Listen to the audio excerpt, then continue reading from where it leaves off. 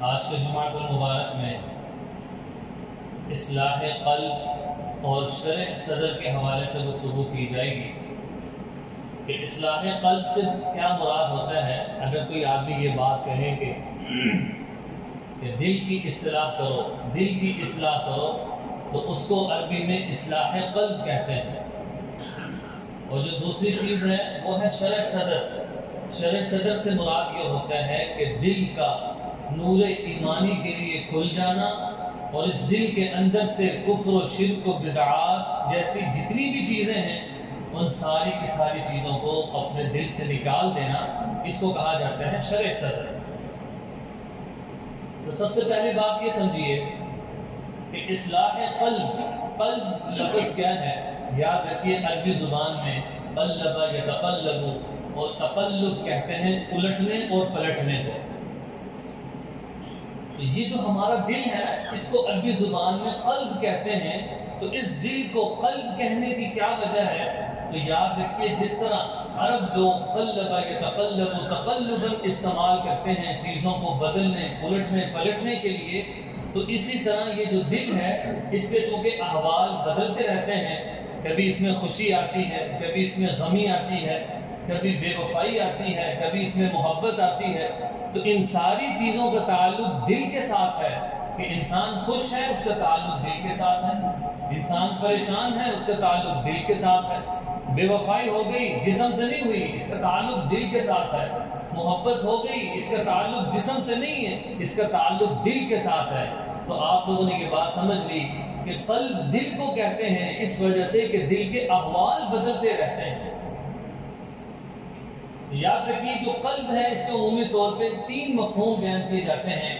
سب سے پہلی چیز عربی زبان میں آپ قلب ہر اس چیز کو کہتے ہیں جو کسی چیز کا اہم حصہ ہو۔ ہماری جو باڈی ہے، ہمارے جسم کا اہم حصہ کیا ہے؟ دل ہے۔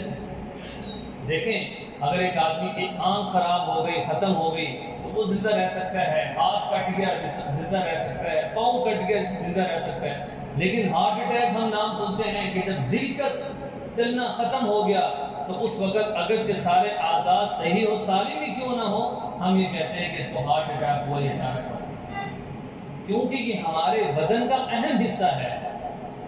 اور دوسرا قلب مفہوم یہ ہے کہ جس میں احوال بدلیں اس کو قلب کہتے ہیں۔ تو جیسا کہ ابھی عرض کیا کہ دل کے بھی احوال بدلتے ہیں اس وجہ سے اس کو قلب کہتے ہیں۔ اور تیسری بات یہ ہے کہ جس سے کسی نتیجے کا اخذ کیا جائے اس کو بھی قلب کہتے ہیں۔ یاد رکھیے ایک آدمی زبان سے کلمہ پڑھ لیتا ہے لیکن وہ دل سے اقرار نہیں کرتا، تو علماء نے لکھا کہ ایسے تو منافقین بھی رسول اللہ صلی اللہ علیہ وسلم کے زمانے کیا کہا کرتے تھے؟ قالت الاعراب آمنا، ہم ایمان لے کر آئے، زبان سے کہتے تھے۔ میں کہ نہیں، تو کہتے ہیں کہ ہم اسلام کے فرما برداری دل سے کرتے ہیں۔ ایک آدمی زبان سے کلمہ پڑھ لے اس لیے دل سے ضروری ہے، دل سے تصدیق کرنا۔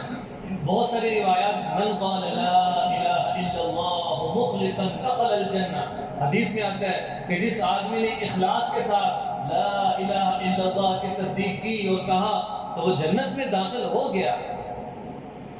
اب اس کا کیا مطلب ہے کہ بس زبانی پڑھ لی ہے بس نہیں؟ میں کہ اس سے مراد کیا ہے؟ مخلصاً سے جو لفظ مراد ہے وہ یہ ہے کہ دل بھی اس کی تصدیق کرے اور دل اس کی پیروی کرے، اطاعت و فرما برداری ہو۔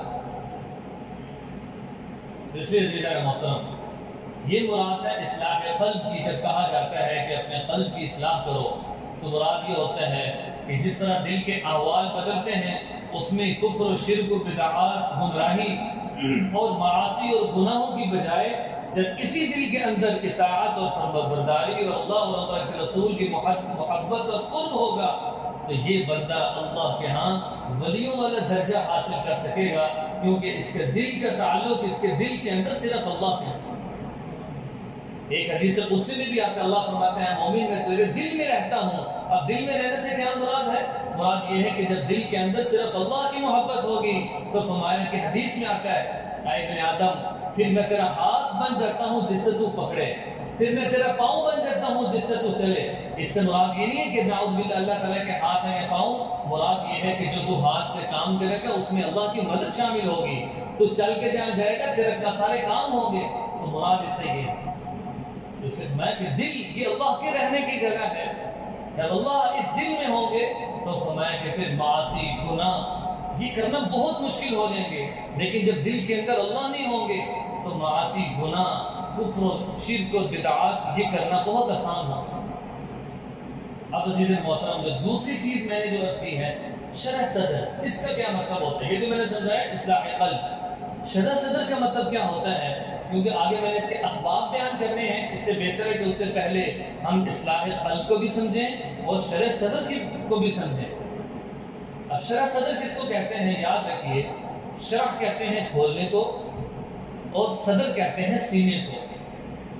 عام طور پہ شرح صدر کا اطلاق سینے کی اس کیفیت کو کہتے ہیں کہ جس میں اللہ تعالی انسان کے دل کے اندر ایمان کا نور داخل کر دے، جیسے کہ میں نے خطبے میں آیت پڑھی فَمَن يُرِدِ اللَّهُ أَن يَهْدِيَهُ يَشْرَحْ صَدْرَهُ لِلْإِسْلَامِ کہ اللہ تعالیٰ جس کے ساتھ ہدایت کا ارادہ کرتے ہیں، جس کو رہنمائی کرنے کا ارادہ کرتے ہیں، جس کو ہدایت دینے کا ارادہ کرتے ہیں، يَشْرَحْ صَدْرَهُ لِلْإِسْلَامِ اللہ اس کے سینے کو اسلام کے لیے، اطاعت اور فرمانبرداری کے لیے کھول دیتے ہیں۔ اب ایک آدمی ہے وہ کہتا ہے کہ میرے دل میں اللہ کی نشانی آتی ہیں، اللہ کی قدرت آتی ہے، اور جب میں گناہ کرتا ہوں تو مجھے ڈر لگتا ہے، گناہ کا سوچتا بھی ہوں تو میں ڈر جاتا ہوں۔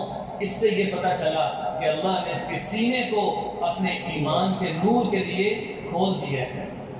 اب یہ نماز پڑھے گا تو اس کو مزہ آئے گا، رمضان المبارک کے روزے رکھے گا تو اس کو مزہ آئے گا، لیکن اگر یہ روزہ چھوڑ دیا تو اس کے دل ایک تنگ محسوس کرے گا، وہ تنگی محسوس کرے گا کہ میں نے اللہ کے اتنے بڑے حکم کو کیسے پامال کیا ہے، اس کا دل اس بات کو تسلیم ہی نہیں کرے گا۔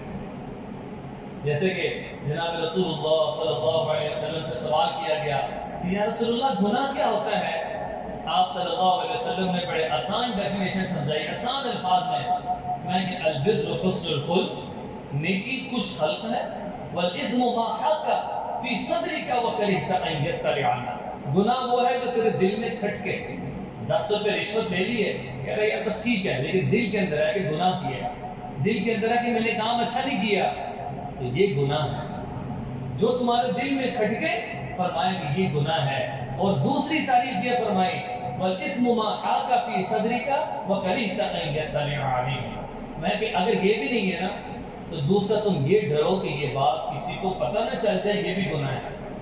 اب گناہ کی 2 طریقیں ہوگی، پہلی طریق یہ ہے کہ آپ کے دل میں کھٹکا پیدا ہو گیا کہ میں نے یہ کام کیا ہے، اور دوسرا آپ ڈرتے ہو کہ میرا یہ کام کسی کو پتہ نہ چل جائے، تو میں کہ یہ گناہ کی طرح۔ آپ صلی اللہ علیہ وسلم نے یہ سمجھایا کہ گناہ سے مراد کیا ہے۔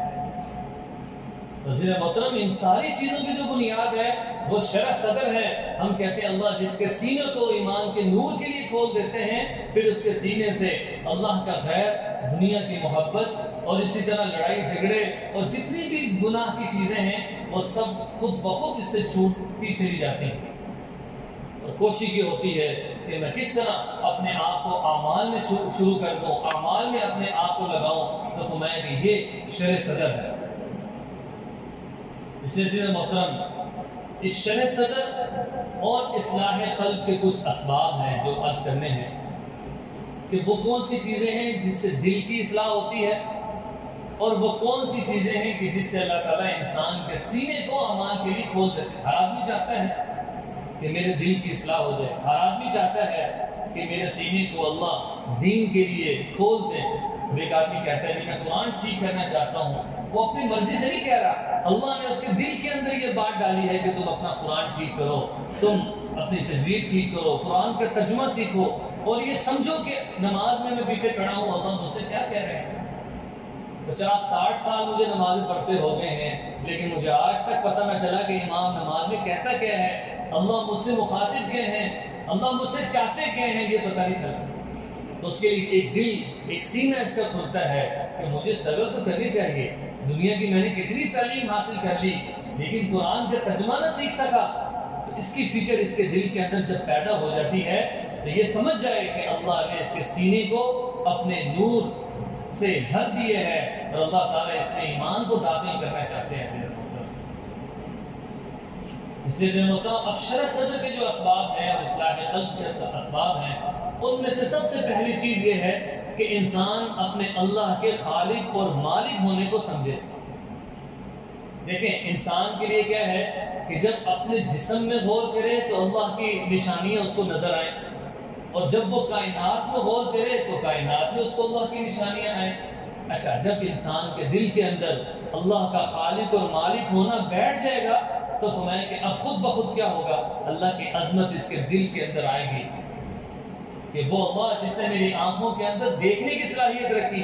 کئی لوگ ایسے ہیں، یہاں تک کہ ایک کارگزاری سنا رہے تھے کہ ایک آدمی کی دونوں آنکھیں ہیں اور دونوں آنکھیں ایسے دیکھنے میں کوئی پہچان ہی نہیں سکتا کہ اس کو نظر آتا ہے یا نہیں، لیکن وہ نبینا ہے، اللہ اس پر بھی قادر ہے۔ یہاں تک کہ بتا رہے تھے کہ ساؤتھ افریقہ میں ایک ایسا شخص ملا کہ جس کی آنکھوں کی جگہ ہی نہیں ہے، دونوں آنکھوں سے نہیں دیکھ سکتا۔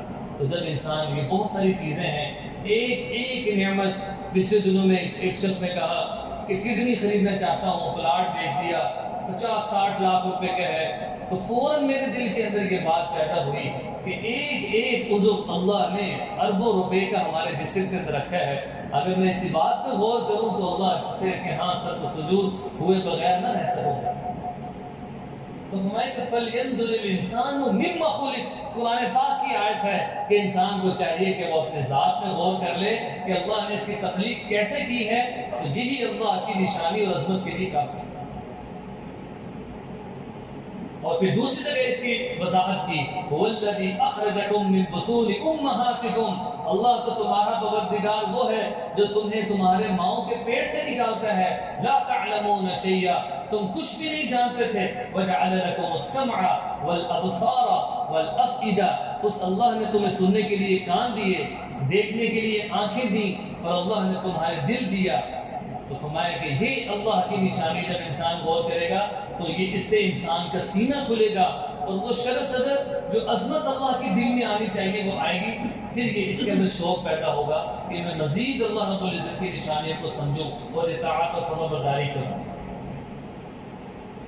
تو اس نے فرمایا کہ سب سے پہلی چیز کیا ہے شرع صدر کے اسباب میں سے کہ انسان اپنے جسم میں اور اس پوری کائنات میں اللہ کی نشانیوں کو سوچے اور سمجھے، اور پھر اللہ رب العزت کے خالق اور مالک ہونے کا اقرار کرے کہ اللہ پوری کائنات کو تنہا تنہا چلا رہے ہیں، جو چیزیں ہم دیکھ رہے ہیں جو ہماری نظروں سے اوجھل ہیں ان سب کو اللہ رب العزت جانتے ہیں۔ میں کہ جب انسان اس بات کا اقرار کرے گا تو دل کے اندر اللہ کی عظمت آئے گی۔ دیکھیں دنیا کا اصول ہے کہ جب دل کے اندر کسی کی رسپیکٹ ہی نہیں ہے تو وہ کیسے کرے گا اس کی عزت کیسے؟ ہاں اگر کہیں گے فلانا آدمی بہت بڑا ہے، اس کے تذکرے ہوتے ہیں بار بار، میں بھی اس کے تذکرے بولتا ہوں، تو پھر اس کو شہرت ملے گی، پھر یہ جب آئے گا اس کے لیے کھڑا ہوگا، اس کی اطاعت کرے گا، اور پھر جب اس کا نام سنے گا تو فخر کرے گا۔ اگر اس نے اس کو بلا لیا تو کہے گا کہ کیسا مجھے بلاوا آ گیا۔ جب اللہ کی عظمت اور محبت دل میں ہوگی تو پھر نماز پڑھتے ہوئے بھی یہ سعادت سمجھے گا کہ اللہ نے مجھے کتنی بڑی توفیق دی ہے کہ میں اللہ کے گھر اللہ کا مہمان بن کے آ گیا۔ تو اس سے پہلی چیز یہ کہا جاتا ہے کہ اللہ کے خالق اور مالک ہونے کو بولا جائے، کیونکہ قرآن پاک میں بھی اللہ نے فرمایا وَالَّذِينَ جَاهَدُوا فِينَا لَنَهْدِيَنَّهُمْ سُبُلَنَا، جو لوگ ہمارے راستے میں کوشش کرتے ہیں، اعمال کی کوشش کرتے ہیں، نماز پڑھتے ہیں، رمضان کے روزے رکھتے ہیں، نفلی عبادات کرتے ہیں، اللہ فرماتے ہیں لَنَهْدِيَنَّهُمْ سُبُلَنَا، ہم ان کے لیے ایک راستہ نہیں ہے، سبولنا جمع کا صیغہ ہے کہ ہم ان کے لیے بہت ساری آسانیوں کے راستے کھول دیتے ہیں۔ صرف کس پر؟ کوشش میں۔ یہ نہیں کہا کہ جو حکم ہوگا، کوشش کہ جو کوشش کرتے رہتا ہے، بار بار کوشش کرتا ہے، ہمیں کہ ہم ایسے لوگوں کے لیے راستے کھول دیتے ہیں آسانیوں کے لیے۔ اسی طرح سے محترم شرع صدر کا جو دوسرا سبب ہے وہ یہ ہے کہ دعا اور ذکر الہی کیا جائے، کہ اللہ رب العزت کا ذکر کرنا، اللہ کو یاد کرنا، اللہ کے ناموں سے اور تسبیحات سے، یہ اللہ کی رحمت کو اپنی طرف متوجہ کرتا ہے۔ اچھا قرآن پاک میں سورۃ الکہف کی ایک آیت ہے وَمَنْ أَعْرَضَ عَنْ ذِكْرِي فَإِنَّ لَهُ مَعِيشَةً ضَنْكًا، کہ جو لوگ میری یاد سے اعراض کرتے ہیں، بھول جاتے ہیں۔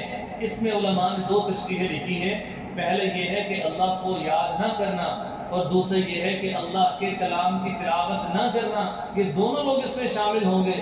فَإِنَّ لَهُ مَعِيشَةً ضَنْكًا، میں ان کی دنیا کی زندگی تنگ کر دیتا ہوں۔ اگر کوئی آدمی کہے کہ میرے مال کا نقصان ہو رہا ہے، میری اولاد کا نقصان ہو رہا ہے، بار بار بیمار ہو رہی ہے، اور میرا اپنا نقصان ہو رہا ہے، تو بس یہ غور کرے کہ نہیں ایسا تو نہیں ہے کہ اللہ کا ذکر ہی میں چھوڑ دیا ہے، اللہ کو یاد کرنا ہی چھوڑ دیا ہے۔ تو میں کہ فَإِنَّ لَهُ مَعِيشَةً ضَنْكَ، میں ان کی دنیا کی زندگی تنگ کر دیتا ہوں، وَنَحْشُرُهُ يَوْمَ الْقِيَامَةِ أَعْمَى، قیامت والے دن میں ان کو اندھا اٹھاؤں گا۔ قَالَ رَبِّ لِمَ حَشَرْتَنِي أَعْمَى، وہ کہے گا اللہ یہ کیا ہوا، آج آپ نے مجھے اندھا کیوں اٹھایا، وَقَدْ كُنْتُ بَصِيرًا، حالانکہ دنیا میں تو میں دیکھتا تھا۔ اللہ پھر آگے سے جواب دیں گے، قَالَ كَذَلِكَ أَتَتْكَ آيَاتُنَا فَنَسِيتَهَا وَكَذَلِكَ الْيَوْمَ تُنْسَى، جس طرح تم نے دنیا میں میری یاد سے اعراض کیا، مجھے یاد نہیں کیا، اسی طرح آج ہم بھی تجھے یاد نہیں کریں۔ اس سے اندازہ ہی اگر کوئی پریشانی، کوئی مصیبت آ جائے، حالات آ جائیں، اولاد بار بار بیمار ہو رہی ہے، بجائے اس کے کہ وہ صاحب کے پاس دم کروانے لے جائیں یا بہت سارے دنیاوی اسباب اختیار کر لیں، اس سے پہلے پھر یہ سوچ لیں کہ کیوں نہ میں خود اللہ کے لیے ذکر کر کے اس پہ دم کر دوں، کیوں نہ میں اپنی نمازوں کا اہتمام کر لوں، ایسا نہ ہو کہ میری بدعمالیوں کا اثر اولاد پہ نہ ہو رہا ہو۔ اس سلسلے میں محترم ذکر الہی میں اللہ نے یہ چیز رکھی ہے کہ اس سے انسان کا سینہ اللہ تعالیٰ اس کو کھول دیتے ہیں۔ اور تیسری چیز یہ ہے کہ قرآن پاک کی تلاوت کرنا، رمضان المبارک کا مہینہ قریب ہے، سب حافظ رمضان کی تیاری میں مشغول ہیں، لیکن جو غیر حافظ ہیں وہ بھی ابھی سے روز وقت مخصوص کر کے، سپارہ مخصوص کر کے ابھی سے ہی اپنا قرآن شروع کر دیں۔ یہ ضرور نہیں ہے کہ رمضان آئے گا تو ایک ہی دفعہ میں 10 قرآن ختم کر لوں گا، ایسی بات نہیں۔ ابھی سے ہی روٹین بنائے تاکہ جب رمضان المبارک کا مہینہ آئے تو مجھے میری روٹین بنی ہو نوافل پڑھنے کی، میری روٹین بنی ہو قرآن پاک کی تلاوت کرنے کی، تاکہ جب رمضان المبارک کا مہینہ آئے گا تو مزید اس کے اندر اضافہ ہو جائے گا، کمی نہیں ہوگی۔ اب فرمائے کہ قرآن پاک کے 2 حقوق ہیں۔ سب سے پہلے قرآن پاک کا حق یہ ہے کہ اس کو صحیح تلفظ کے ساتھ پڑھا جائے، اس کی ادائیگی صحیح ہو۔ اگر اس کی ادائیگی ٹھیک نہیں ہے تو ایسا نہ ہو کہ ایسی غلطی جس سے نماز بھی فاسد ہو رہی ہے، ایسی غلطی جس سے معنی ہی بدل جاتے ہیں، تو وہ جو قرآن پاک بغیر تجوید کے ہے وہ کیسے مجھے اللہ کے قریب کر سکتا ہے۔ اس کے لیے کوشش و فکر ہو کہ میں اس کی تجوید بھی سیکھوں گا۔ اور دوسرا حق یہ ہے کہ اس کا ترجمہ اور مفہوم بھی سمجھا جائے کہ اللہ رب العزت مجھ سے چاہتے کیا ہیں، اللہ رب العزت سے میں باتیں کر رہا ہوں، اللہ کا مطالبہ کیا ہے۔ ہاں جب یہ ترجمہ سیکھے گا پھر دیکھنا اس کو نماز میں مزہ بھی آئے گا اور نماز میں خشوع و خضوع بھی ہوگا۔ پھر اس سے انسان کی جو شرح صدر کی بات ہو رہی ہے نا، پھر انسان کا جو سینہ ہے اللہ ایمان کے نور کے لیے کھول دیں گے، پھر مجبور ہو جائے گا یہ نیکیوں کے کام کرنے کے لیے۔ اسی طرح فرمایا کہ علم نافع وہ علم ہے جو انسان کو نفع دیتا ہے۔ مثال کے طور پہ میں نے تھوڑی سی کوئی بات سیکھی ہے، اس پر فوراً میں عمل کروں، اس کو کہتے ہیں وہ علم جس پر عمل کیا جائے۔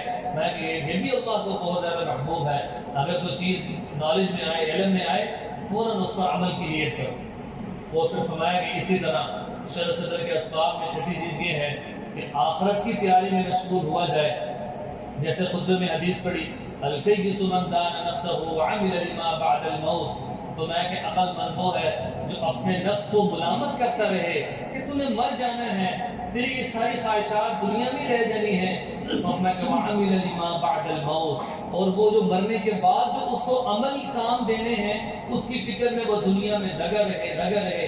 اور میں کہ والعاجز، عاجز اور بے وقوف کون ہے، من اتبع نفسہ ہواها وتمنى علی اللہ، کہ وہ اپنی خواہشات کے پیچھے چلتا یہاں تک کہ ان کی اتباع میں ہی مصروف ہو جائے۔ تو میں کہ یہ بے وقوف ہے۔